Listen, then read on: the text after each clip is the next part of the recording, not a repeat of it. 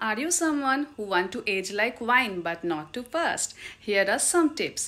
Number 1, stress কমাতে হবে, কারণ যত বেশি স্ট্রেস নেবেন তত কর্টিজল হরমোন বাড়বে। যত কর্টিজল হরমোন বাড়বে আপনার কোলাজেনটা ব্রেকডাউন হবে, আর যত কোলাজেন ব্রেকডাউন হবে আপনার ফেসের এজিংটা তত ফাস্ট হবে। রিঙ্কলস আর যত এজিং ফ্যাক্টরস আছে সেগুলো আপনার মুখেই স্ট্রেস যত বেশি হবে সেগুলোই ফুটে উঠবে। তো যতটা পারবেন স্ট্রেসটা কমাতে হবে।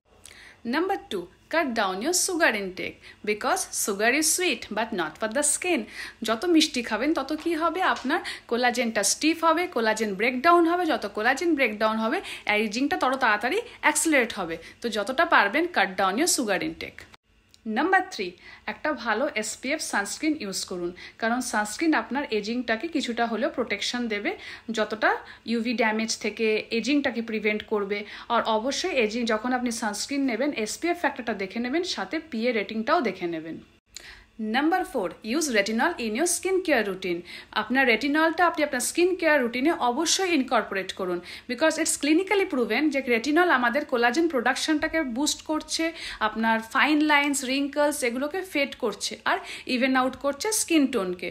সো রেটিনলটা অবশ্যই ইনকর্পোরেট করুন।